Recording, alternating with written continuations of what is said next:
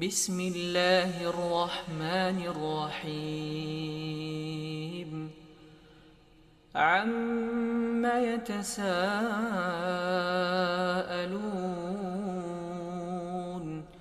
عن النبأ العظيم الذي هم فيه مختلفون كلا سيعلمون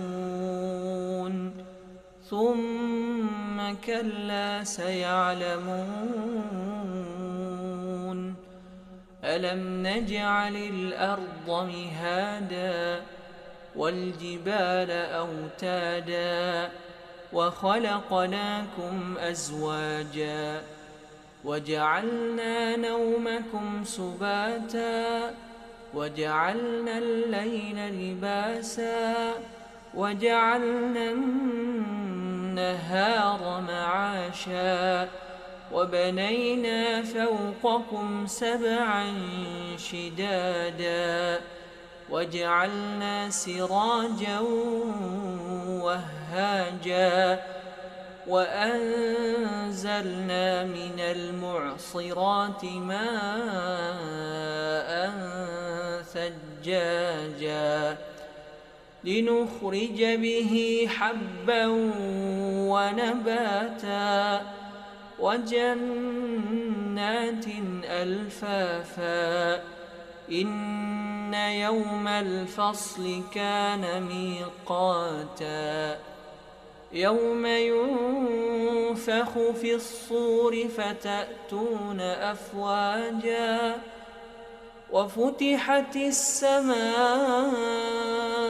فكانت أبوابا وسيرت الجبال فكانت سرابا إن جهنم كانت مرصادا للطاغين مآبا لابثين فيها أحقابا لا يذوقون فيها بردا ولا شرابا إلا حميما وغساقا جزاء وفاقا إنهم كانوا لا يرجون حسابا وكذبوا بآياتنا كذابا وكل شيء أحصيناه كتابا فذوقوا فلن نزيدكم إلا عذابا إن للمتقين مفازا حدائق وأعنابا وكواعب أترابا وكأسا دهاقا لا يسمعون فيها لغوا ولا كذابا جزاء من ربك عطاء حسابا رب السماوات والأرض وما بينهما الرحمن لا يملكون منه خطابا يوم يقوم الروح والملائكة صفا لا يتكلمون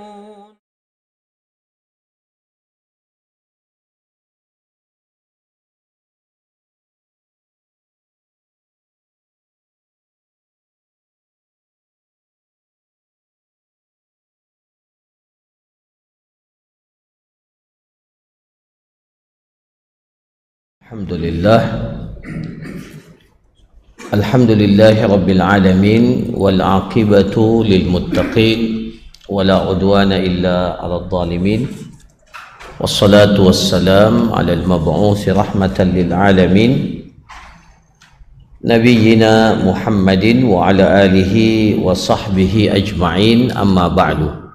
Hadirin jamaah salat maghrib yang semoga selalu dimuliakan, diberkahi dan dirahmati oleh Allah Subhanahu wa taala. Alhamdulillah, kita memuji dan bersyukur kepada Allah Subhanahu wa taala. Pada malam hari ini kita masih diberikan kesempatan, kesehatan melaksanakan kewajiban kita, memaksimalkan ketaatan ibadah kepada Allah Subhanahu wa taala, dan bertambah kesyukuran kita karena kita diberikan kesempatan untuk mendapatkan hari-hari yang mulia ini, ya, hari-hari pertama di bulan Zulhijjah. Selain tentunya ibadah haji yang disyariatkan secara khusus di bulan ini, ibadah kurban yang juga dikhususkan dilaksanakan di bulan ini, tentunya di antara ibadah yang disyariatkan, atau tentunya di sana ada begitu banyak ibadah secara umum dan secara khusus selain haji, selain kurban yang disyariatkan kepada kita untuk kita laksanakan. Salah satu di antara ibadah itu adalah memperbanyak takbir, tahlil dan tahmid. Allahu akbar, Allahu akbar, Allahu akbar, ya, atau Allahu akbar, Allahu akbar. Sebagian riwayat 2 kali, sebagian riwayat 3 kali. La ilaha illallah, Allahu akbar, Allahu akbar, walillahil hamd. Ini secara khusus disebutkan oleh Rasulullah sallallahu alaihi wasallam dalam hadis, ma min ayyamin al-amalus salihu fihinna ahabbu indallahi min hadhil ayyam fa aksiru fihinna min at-tahlili wat takbiri wat tahmid. Tidak ada amalan yang paling dicintai oleh Allah melainkan amalan yang dilaksanakan pada 10 hari pertama di bulan Zulhijjah ini, ya. Jadi semua amalan yang kita lakukan, amal soleh yang kita lakukan, kebaikan yang kita lakukan di 10 hari pertama di bulan Zulhijjah ini memiliki keutamaan bahwa amalan itu adalah amalan yang paling dicintai oleh Allah Subhanahu wa taala. Maka secara khusus Rasulullah isyaratkan, jelaskan kepada kita apa yang perlu kita perbanyak. Fa'aksiru, perbanyak. Perbanyak itu maksudnya harusnya dia yang mendominasi, harusnya dia yang selalu kita ucapkan, ya. Jadi para jamaah sekalian, amalan itu menjadi afdal kalau amalan itu diperintahkan untuk kita lakukan pada waktu itu dan kita sanggup melaksanakannya. Itu kaidah menetapkan amalan itu afdal atau tidak. Nah, sekarang Rasulullah SAW sudah perintahkan kepada kita bahwa fa'aksiru fihinna, perbanyak, bukan sekedar sebutkan, tapi perbanyak, ya, perbanyak. Fa'aksiru fihinna, perbanyak kalian pada hari-hari tersebut itu mengucapkan tahlil, takbir dan tahmid. Allahu akbar, Allahu akbar, la ilaha illallah, Allahu akbar, Allahu akbar, walillahil hamd. Sahabat Abu Hurairah, sahabat Ibnu Umar, kalau sudah masuk 10 hari pertama bulan Zulhijjah, beliau mendatangi pasar-pasar, ya, mengingatkan orang untuk bertakbir, ya. Jadi bukan takbir di masjid, tetapi takbirnya di tempat-tempat umum, ya, di keramaian, supaya orang mengingat bahwa hari-hari ini adalah hari-hari kita berada di hari-hari yang mulia, ya, memuliakan namanya Allah Subhanahu wa taala. Kita sebut, ya, Allahu akbar, Allahu akbar, la ilaha illallah, Allahu Akbar, walillahil hamd. Bukan justru memviralkan ungkapan-ungkapan yang tidak jelas seperti yang banyak di medsos itu, yang diungkapkan oleh orang gila yang justru bukan itu yang harus kita sebarkan, perkataan yang tidak jelas, yang sudah jelas-jelas kedustaannya, itu yang banyak menarik perhatian kita. Orang-orang yang tidak jelas ungkapannya, kita dialihkan, disibukkan dengan itu, padahal Rasulullah SAW memerintahkan kepada kita fa'aksiru, perbanyak. Para jamaah sekalian, kita mungkin tidak diberikan oleh Allah atau belum diberikan oleh Allah kesempatan untuk berhaji. Mungkin tahun ini kita tidak diberikan kesempatan oleh Allah untuk berkurban, tapi apakah kita akan melewatkan hari-hari ini dengan tidak melakukan kebaikan? Sungguh sangat rugi. Padahal inilah hari-hari di mana kita diberikan oleh Allah kesempatan untuk melakukan kebaikan, dan amalan yang paling sederhana, amalan yang tidak memerlukan pengorbanan, itu adalah zikir. Dan salah satu zikir yang paling dianjurkan untuk kita perbanyak pada hari-hari ini adalah bertakbir, bertahmid, dan bertahlil. Maka saya mengajak para jamaah sekalian, jadi khusus untuk takbiran ini ada dua, insyaallah yang akan kita laksanakan. Ada namanya at-takbirul mutlak, ada namanya at-takbirul mutlak. Takbir mutlak itu disunnahkan pada dua keadaan. Yang pertama pada malam hari Idul Fitri dan malam hari Idul Adha. Jadi malam hari raya itu disunnahkan untuk kita perbanyak takbirul mutlak. Apa namanya mutlak? Tidak terikat dengan waktu, kapan, di mana, dalam keadaan apa saja. Disyariatkan kepada laki-laki, disyariatkan kepada wanita, disyariatkan kepada orang yang musafir, disyariatkan juga kepada orang, apalagi kepada orang yang mukim, orang yang sehat, orang yang sakit, disyariatkan kepada orang dewasa dan anak kecil. Semuanya disyariatkan untuk bertakbir. Takbir mutlak ini, takbir mutlak itu disyariatkan kepada semuanya, kapanpun dan dimanapun kita diperintahkan untuk bertakbir. Bagaimana dikatakan dia bertakbir? Bertakbir kalau tiga hal ini terpenuhi. Yang pertama adalah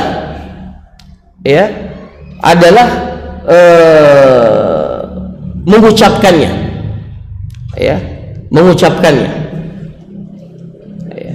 mengucapkan. Jadi tidak dikatakan bertakbir, saya bertakbir Ustaz, tapi bagaimana takbirnya? Dalam hati.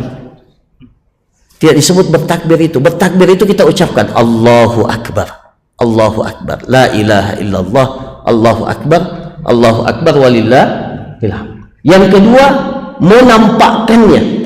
Jadi tidak boleh sembunyi-sembunyi.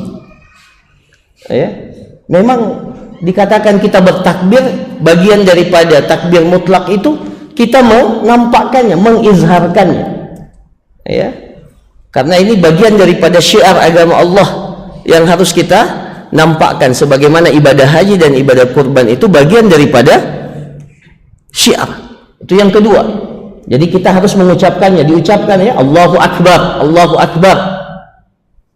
Kemudian izhar, menampakkannya. Makanya dahulu itu yang sekarang tidak lagi dilakukan oleh banyak kaum muslimin, itu takbir keliling, itu sebenarnya itu sunnah. Yang penting jangan pakai beduk. Takbir keliling dulu Allahu Akbar, Allahu Akbar, la ilaha illallah, Allahu Akbar, mengagungkan. Inilah masanya kita menyebut nama Allah, mengagungkan di hari-hari yang memang sangat mulia ini. Itu yang kedua. Kemudian yang ketiga, mengeraskannya. Itu dikatakan. Jadi bagi laki-laki tiga sunnahnya: mengucapkannya, kemudian menampakkannya, kemudian mengeraskannya. Bagi wanita cukup dua saja, tidak perlu dia mengeraskan, cukup dia mengatakan dan mensyiarkan, menampakkannya, tapi tidak perlu mengangkat suaranya. Ini bagi laki-laki tiga, ini bagi kita semua. Ya, itu dikatakan kita bertakbir. Nah, takbir mutlak itu dimulai sejak kita masuk pada malam hari Idul Fitri atau Idul Adha. Begitu pula keadaan yang kedua pada saat kita berada di 10 hari pertama di bulan Zulhijjah. Wa yadhkurusmallah fi ayyamin ma'lumat. Mereka menyebut nama Allah fi ayyamin ma'lumat. Kata para ulama, ayyam ma'lumat itu adalah 10 hari pertama di bulan Zulhijjah. Itu takbir muqayyad. Takbir mutlak. Ya. Jadi ini disyariatkan kapan saja. Ya. Kapan saja kita disyariatkan untuk menyebut sekarang bertakbir dalam setiap keadaan. Nah, kemudian nanti insyaallah mulai tanggal 9 Zulhijjah, mulai sejak sholat subuh ada namanya takbir muqayyad. Takbir yang disunnahkan untuk kita lakukan setelah selesai kita melaksanakan sholat berjamaah. Disunnahkan bagi imam dan makmum pada setiap selesai kita melaksanakan sholat berjamaah. Ya, jadi Rasulullah SAW pada tanggal 9 Zulhijjah selesai sholat subuh, Rasulullah SAW berbalik dan langsung mengucapkan takbir, ya, Allahu Akbar, Allahu Akbar. Begitu pula para sahabat itu juga melaksanakan. Itu namanya takbir muqayyad karena dilakukan setelah setiap kali selesai melaksanakan sholat. Ya, itu takbir muqayyad. Sampai kapan? Sampai tanggal 13 Zulhijjah sholat asar sebelum terbenam matahari, ya, pada tanggal 13 Zulhijjah. Nah, ini kembali mengingatkan kepada para jamaah sekalian, ini ada kesempatan kita untuk memaksimalkan ibadah yang ringan, ya, yang ringan untuk kita lakukan tetapi memiliki nilai yang sangat besar di sisi Allah Subhanahu wa Ta'ala. Kemudian pada malam hari ini kembali kita akan melanjutkan kajian kita terkait dengan pembahasan fikih muamalat, pembahasan tentunya masih dalam, ya, yang kita ambil dari kitab Al-Fiqhul Muyassar,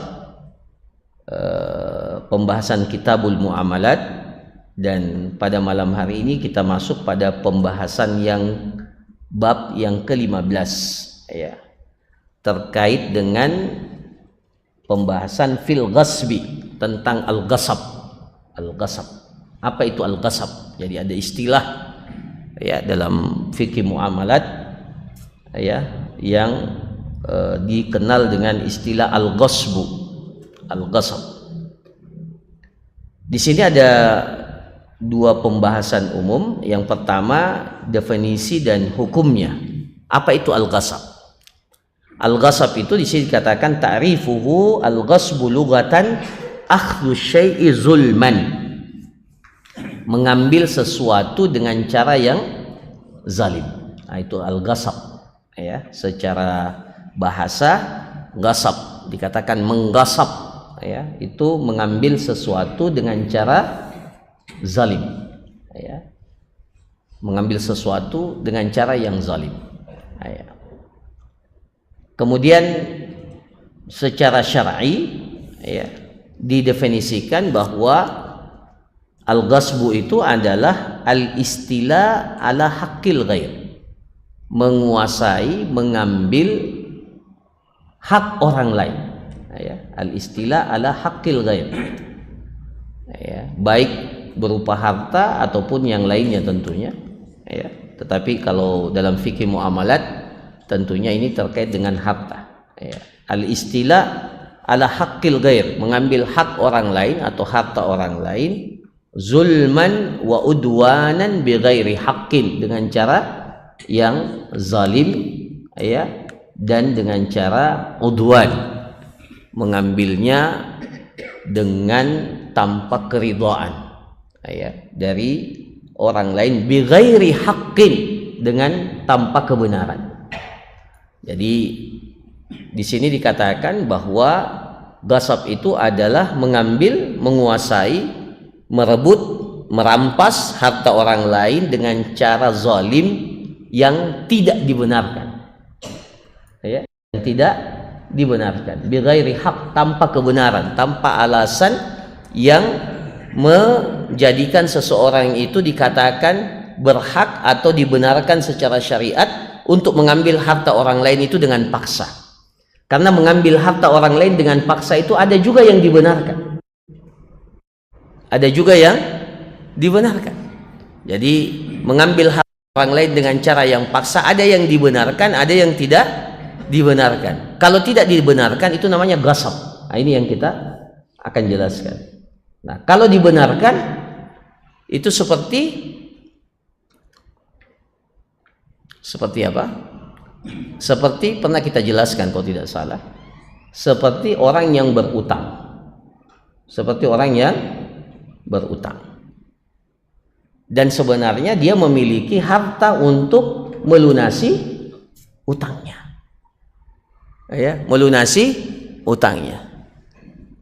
Kemudian orang ini setelah ditagih tidak mau bayar, ya, tidak mau bayar, didatangi 2 kali tidak bayar, seterusnya seperti itu.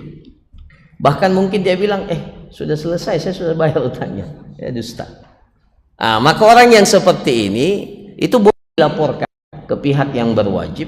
Kemudian pihak yang berwajib itu akan meminta, kalau dia ternyata tidak mau melunasi utangnya, maka kata para ulama hartanya itu bisa diambil dengan paksa, ya, kemudian dijual atau apa untuk melunasi utangnya. Itu jadi sama-sama diambil dengan cara yang paksa. Milik orang lain diambil, tapi yang satu tidak dibenarkan, yang satu itu dibenarkan. Makanya dalam definisi dalam kitab ini sangat detail para ulama kita ketika mendefinisikan sesuatu.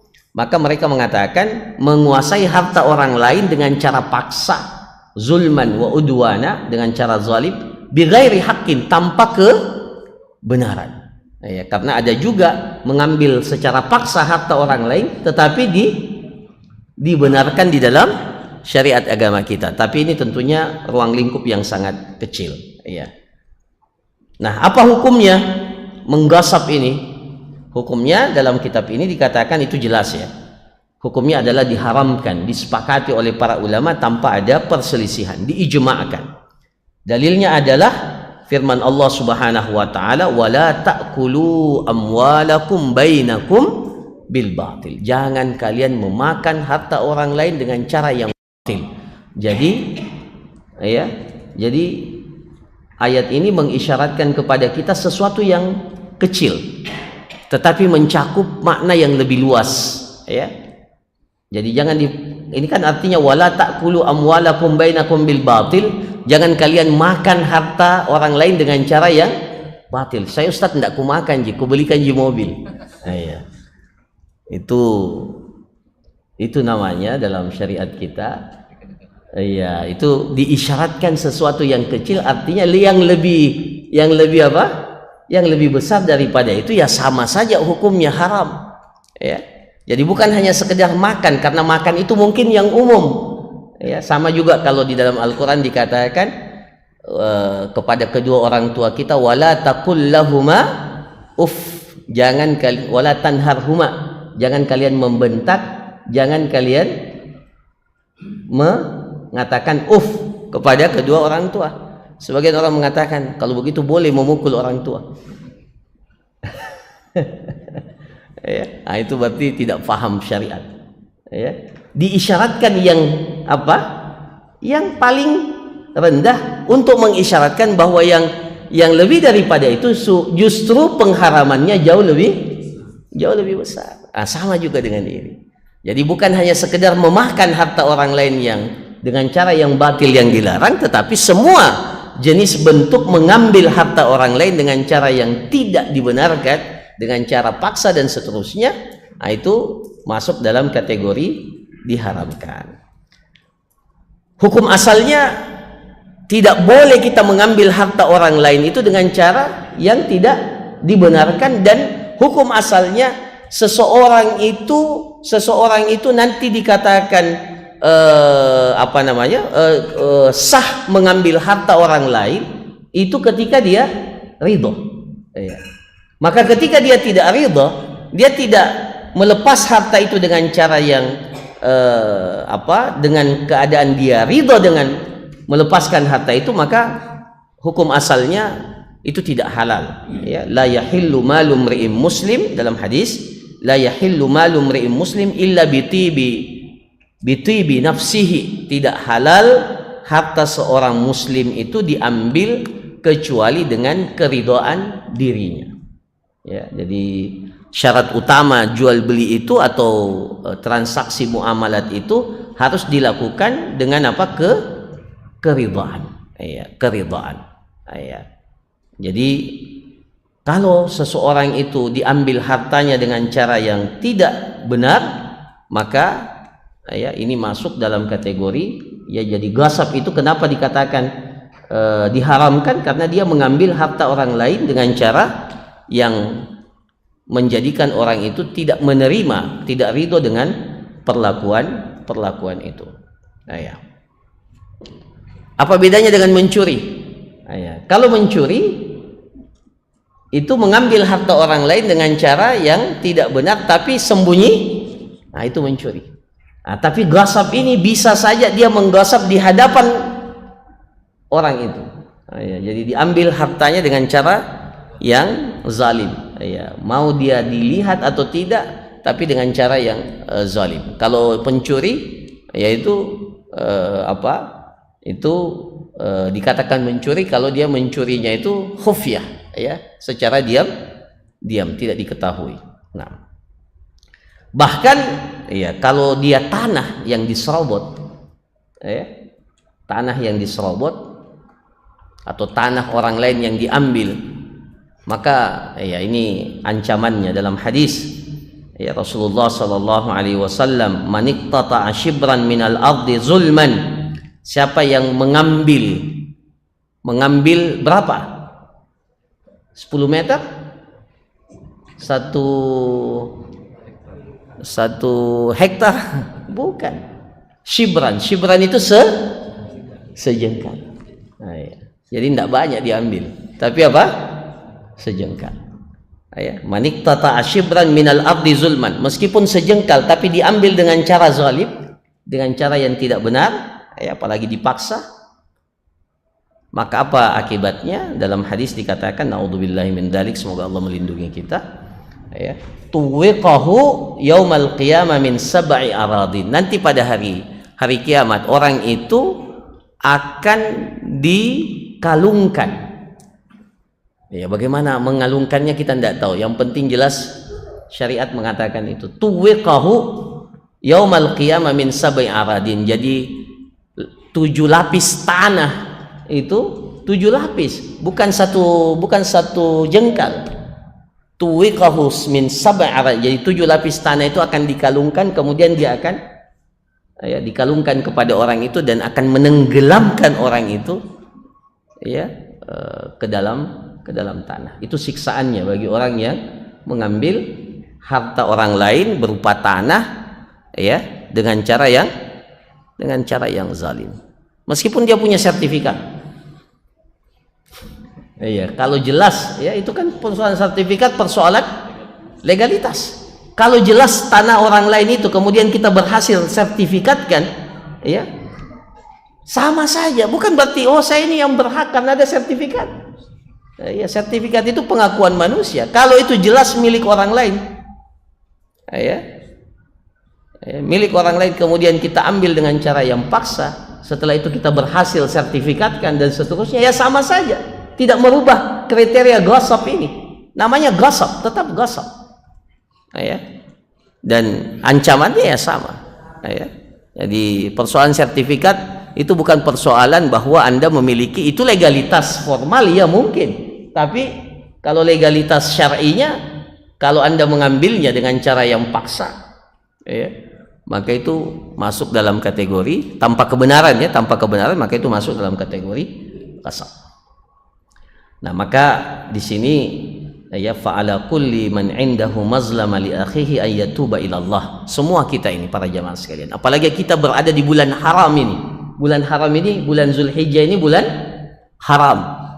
Salah satu larangan di bulan haram itu fala tazlimu fihinna anfusakum. Jangan kalian melakukan kezaliman pada diri-diri kalian pada bulan ini. Maka di sini dinasihatkan kepada kita fa'ala kulli muslim wa fa'ala kulli man indahu mazlamah. Siapa yang punya mazlamah, ya, hasil sesuatu yang dia dapatkan dengan cara yang zalim, li akhihi, ya, bagi saudaranya, ayyatuba ilallah. Pertama, kewajibannya bertobat kepada Allah. Wa yatahallal min akhihi, kewajiban yang kedua dia meminta halal, meminta kehalalan daripada apa yang dia ambil itu dengan cara yang zalim.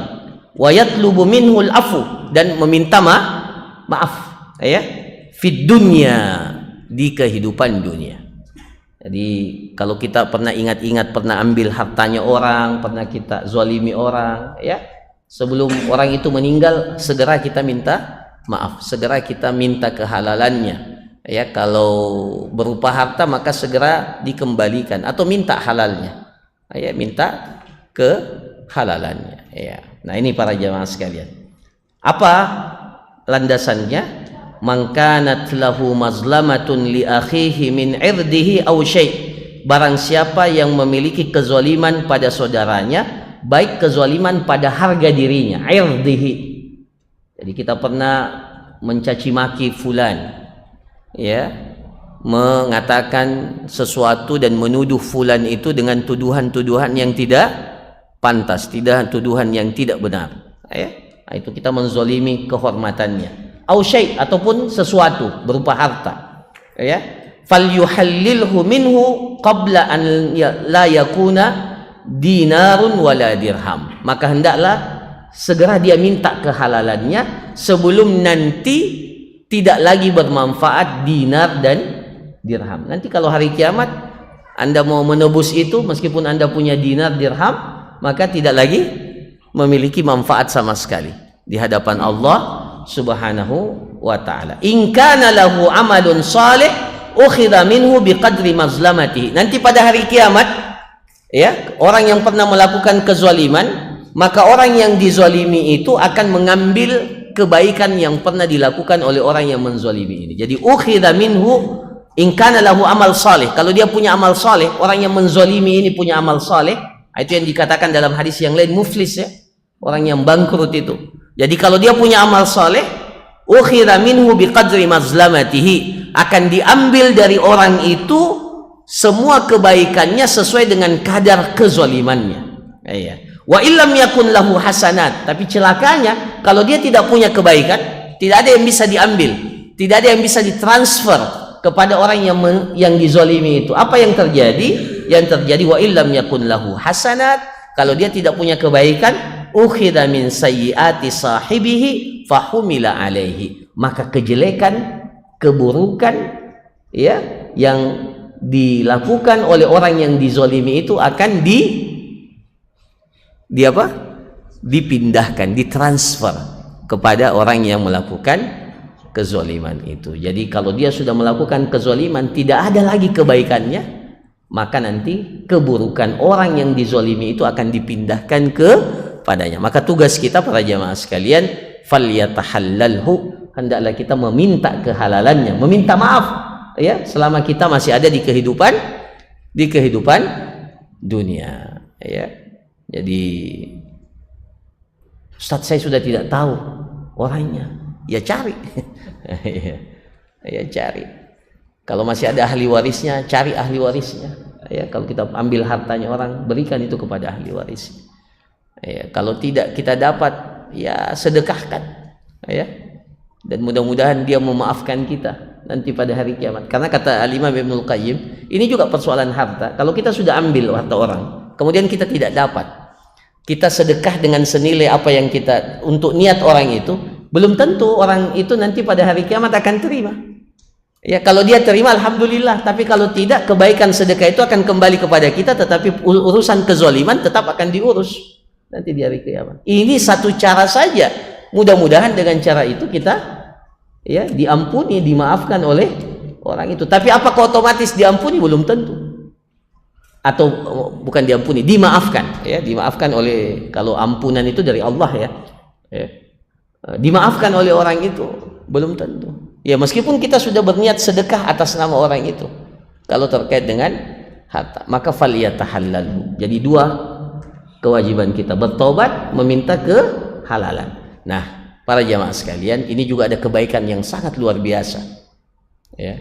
Apalagi kita berada di 10 hari pertama di bulan Zulhijjah ini, apa?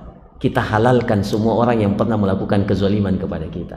Wah, luar biasa itu, ya. Ayo kita halalkan. Jadi pernah ada orang sakiti kita, ya halalkan saja, ya, ridho. Memang berat kalau ingat kezalimannya, mungkin kita akan bilang, waduh, tidak. Tapi ya, ini luar biasa, ini kebaikan yang menyebabkan ada seorang sahabat itu yang, ya, kata Rasulullah, akan muncul dari pintu itu seseorang penghuni surga. Penghuni surga. Ya, para sahabat saling, siapa itu orang? Ternyata orangnya biasa-biasa, tidak dikenal. Akhirnya sampai sahabat siapa? Ibnu Umar, dia ingin mengecek ini orang apa keistimewanya sehingga 3 hari berturut-turut Rasulullah mengatakan akan muncul penghuni surga. Rasulullah ini yang katakan as-sadiqul masduq. Apakah Rasulullah berdusta? Jelas dia penghuni surga, karena Rasulullah katakan ini penghuni surga. Maka sahabat semua menjadi penasaran. Akhirnya Ibnu Umar mengucapkan tauriyah, ya. Tauriyah itu cari alasan. Saya punya masalah dengan bapak saya, boleh tidak nginap di rumahmu? Dia ingin tahu ini amalan spesialnya, amalan pamungkasnya apa sebenarnya orang ini. Setelah dia menginap, tidak ada yang istimewa, biasa-biasa saja. Akhirnya pada hari ketiga dia terus terang, sebenarnya saya tidak punya masalah. Saya cuma ingin mengecek, karena Rasulullah SAW mengucapkan 3 kali hal yang sama, bahwa, ya, karena akhirnya orang itu mengatakan, ya, seperti apa yang kau lihat, tidak ada yang berubah, tidak ada yang istimewa, seperti apa yang kau lihat. Ya, jadi luar biasa juga para sahabat itu, ya, menyembunyikan amalan baiknya itu kan, ya, kalau kita biasanya, oh, ya, justru begini, ya, Masya Allah, ya. Nah, para jamaah sekalian, akhirnya setelah Ibnu Umar mau kembali, akhirnya dipanggil. Sebenarnya tidak ada yang beliau, kecuali setiap kali saya mau tidur, saya halalkan semua orang yang melakukan kezaliman kepada saya. Wah, itu kata Ibnu Umar, itu yang tidak kami mampu itu. Nah, ya, jadi memang kelihatannya, tapi ya, ini yang berat, ya. Jadi para jamaah sekalian, jadi di satu sisi kita tahu ini bahayanya kezaliman kepada orang lain, kepada orang yang dizalimi. Tapi di sisi yang lain, ini kebaikan, peluang kita untuk melakukan satu kebaikan pada saudara kita, ya, yang pernah melakukan kezaliman kepada kita, adalah dengan menghalalkan, memaafkan setiap kesalahan yang pernah dibuat oleh orang kepada diri kita, baik pada harga diri kita, pada harta kita, pada kedudukan dan kehormatan kita, keluarga kita maafkan, ya. Tapi kalau ada orang yang tidak memaafkan, ya tidak ada masalah juga sebenarnya, karena memang hak manusia itu memang caranya, kalau Allah itu maha pengampun, Allah itu kalau ada haknya Allah yang kita langgar, maka hukum asalnya Allah itu maha pengampun, Allah itu maha pengasih, Allah itu maha penerima taubat. Tapi manusia sebaliknya, hukum asalnya manusia itu tidak memaafkan, hukum asalnya manusia itu tidak, ya, menerima alasan kita. Hukum asalnya kalau kita bersalah, ya tetap bersalah. Maka nanti pada hari kiamat akan ditegakkan keadilan itu. Iya. Nah, kemudian para jamaah sekalian, secara singkat ada 6 perkara yang terkait dengan ghasab ini. Di sini disebutkan yajibu 'alal ghasib raddul maqsubu bihalihi wa in atlafahu radda badalahu minhu. Jadi orang yang menggasap, namanya gasib, ya. Orang yang menggasap, merampas barang itu atau mengambil barang itu dengan cara paksa atau dengan cara zalim, diwajibkan untuk mengembalikan, ya, barang yang dia ambil itu. Raddal maqsub bihalihi, sesuai dengan kondisi asalnya, ya, kondisi asalnya. Dan kalau ternyata barang itu rusak atau sudah sudah tidak ada, maka dia wajib mengganti. Nah, itu yang pertama. Jadi yang pertama kewajibannya mengembalikannya sesuai dengan keadaannya. Jadi dia pernah menggasap apa ya? Mobil. Tapi setelah dia pakai mobil itu sudah ada rusak-rusaknya, tidak boleh dia kembalikan. Ah, ini saya kembalikan. Tidak, harus dia perbaiki kondisi mobil itu ya seperti saat dia menggasap mobil itu. Ya. Dan kalau ternyata mobil itu sudah dia jual dan seterusnya, maka dia wajib mengganti. Ya. Senilai apa? Ya, senilai dengan harga mobil pada saat kondisi mobil itu ya pada yang sewajarnya, yang berlaku pada saat itu ya. Kemudian yang kedua, yalzamul ghasib radal maqsub bi ziyadatihi sawaun kana munfasilah au muttasilah. Diwajibkan kepada orang yang menggasap mengembalikan barang yang digasap itu atau yang dirampas itu dengan tambahan, seluruh tambahannya. Jadi umpamanya dia pernah menggasap seekor kambing betina, dia gasap ya, diambil. Nah, setelah dia pelihara barang ini, kambing betina itu apa? Beranak. Tidak boleh ketika dia kembalikan betinanya saja, tidak. Biziyadatihi, dengan seluruh tambahannya. Ya. Karena baik tambahannya itu tidak halal buat dia. Ya. Baik tambahan yang munfasilah atau muttasilah. Ini istilah. Kalau kita belajar fikih, ini kadang kita tidak faham. Tapi kalau kita belajar contoh-contoh yang disebutkan oleh para ulama terdahulu, maka kita akan paham. Ada tambahan yang terpisah, ada tambahan yang terlepas. Ya, yang terlepas itu tadi seperti apa? Yang yang terpisah seperti anak kambing itu. Itu anak kambing kan itu ada tambahan yang sifatnya apa? Ada tambahan yang sifatnya tidak bisa dilepaskan dari sesuatu itu. Contohnya dahulu orang menggasap apa? Menggasap budak orang digasap, diambil secara paksa budaknya orang. Kemudian setelah itu dia ajarkan budaknya itu satu kemahiran. Ya, maka ketika dia ingin mengembalikan, ya dikembalikan dengan kelebihannya, tidak boleh dilarang untuk mengajarkan keterampilan yang sudah dia ketahui. Atau dia menggasap sesuatu yang melekat pada sesuatu itu, seperti menggasap anjing pemburu umpamanya, kemudian anjing biasa, anjing penjaga. Setelah itu dia latih, jadi akhirnya bisa menjadi anjing pemburu. Tadinya anjing penjaga saja, tapi setelah itu dilatih jadi anjing pemburu. Maka tidak boleh setelah dia kembalikan, kasih ongkos, saya sudah latih ini anjing, tidak. Ya, dengan segala tambahannya, baik munfasilah atau muttasilah. Ya. Yang ketiga, al-ghasib idza tasarrafa fil maghsub bi bina'in aw gharsin umira biqal'i idza talabahu al-malik bidzalik. Kalau ternyata dia sudah menggasap satu di sini, kalau yang dia gasap itu tanah, ya properti. Kemudian dia sudah bangun di tanah itu bangunan, atau dia sudah menanam pohon.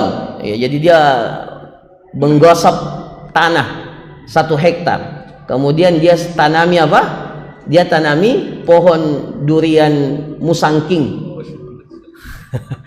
Ini saya sebut musangking karena memang mahal. Ya. Nah, ternyata setelah dia bertaubat, dia kembalikan, pemilik tanah itu bilang cabut semua. Wajib dia cabut.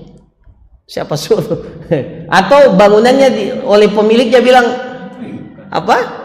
robohkan bangunan, maka wajib dia robohkan. Ya.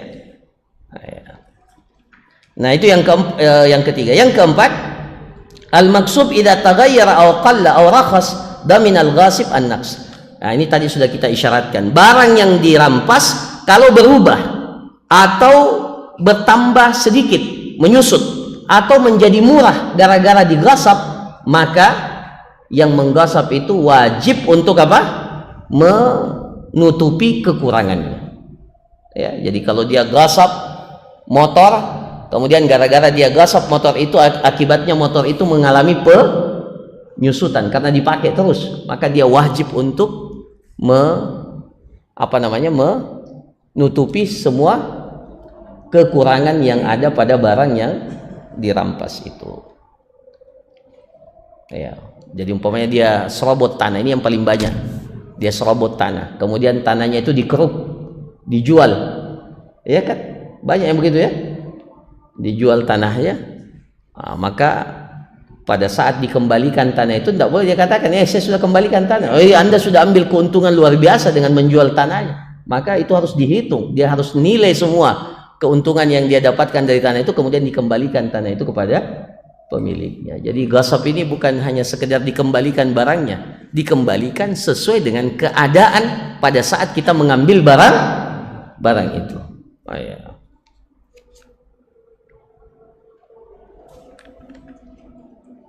Nah, al-iktisab qad yakunu bil khusuma wal aiman al fajirah.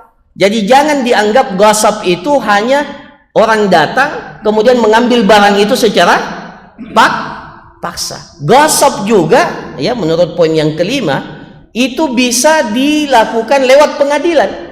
Jadi kalau dia menyewa pengacara yang handal, akhirnya tanah itu bukan miliknya, tiba-tiba jadi miliknya, maka itu juga gasap. Jadi bukan hanya sekedar kita bisa mengambil paksa, tidak, bil khusuma, lewat sengketa, ya, lewat mahkamah, dimenangkan di pengadilan. Karena pengacaranya mungkin sekelas siapa itu ya, nggak usah disebut. Sekelas ya yang bisa meyakinkan, ya, karena ya namanya hukum di dunia ini, kadang seseorang itu hakim itu manusia biasa, dia juga, ya, jangankan Rasulullah SAW juga ketika memutuskan perkara, kan Rasul sudah bilang, saya ini manusia biasa, saya hanya mendengar apa yang kalian ucapkan, maka siapa yang saya hukumi dengan cara yang salah, maka segera, ya, dia minta maaf, ya, karena saya hanya menghukumi, kata Rasulullah, sesuai dengan apa yang saya dengar, binahwi ma asma, sesuai dengan apa yang saya dengarkan, ya, namanya manusia biasa, apalagi kalau hakim biasa. Hakim biasa, apalagi kalau ya sudah, ya. Makanya para jamaah sekalian, kalau punya anak dia mau jadi hakim, ingatkan hadis itu, al-qudatu salasah, wahai anakku, kau mau jadi hakim, ya, hakim itu ada 3. Rasulullah mengatakan, isnani finnar wa wahidun fil jannah, 2 yang di neraka, 1 yang di surga. Berarti kalau jadi hakim, kemungkinan masuk nerakanya lebih besar, ya. Kasih ingat itu hadis. Dan ini mudah-mudahan didengarkan oleh para hakim. Ya. Jadi kalau mudah-mudahan di sini tidak ada hakim. Jadi ingat, al-qudatu salasah, hakim itu ada 3, 2 yang neraka, 1 yang di surga. 2 yang di neraka itu, para jamaah sekalian, yang pertama, dia tidak punya ilmu, akhirnya dia putuskan perkara itu salah-salah, maka itu jelas neraka.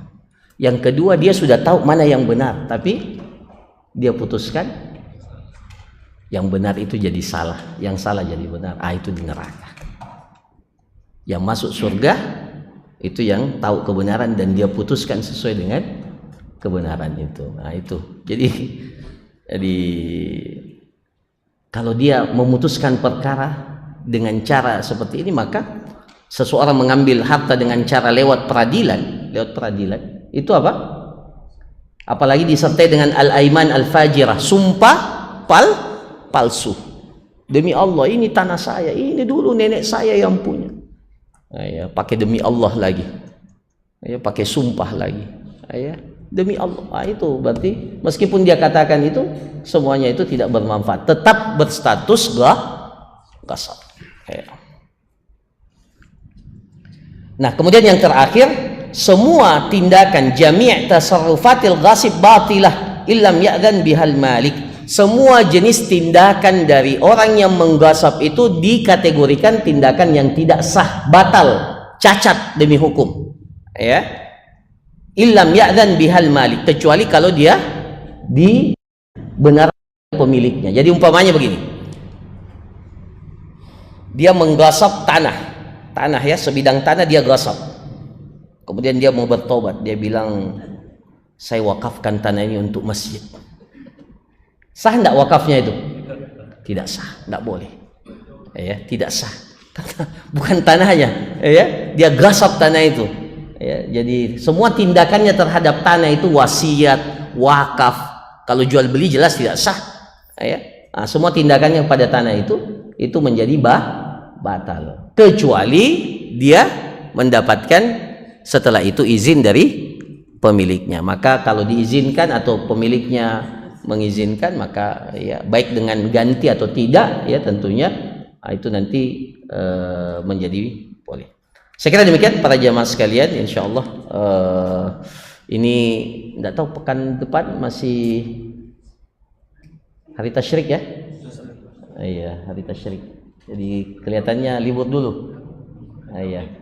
Kan hari tasyrik ya, masih hari tasyrik ya. Kita lebaran insyaallah hari Senin. Oh, masih berarti tanggal 12 ya? 13 Zulhijjah. Iya. Masih hari tasyrik ya? Iya, ayyamut tasyrik itu ayyamu aklin wa syurbin. Iya, hari di mana kita diperintahkan makan dan minum. Tapi kalau kumpul-kumpul di sini makan dan minum boleh juga. Iya.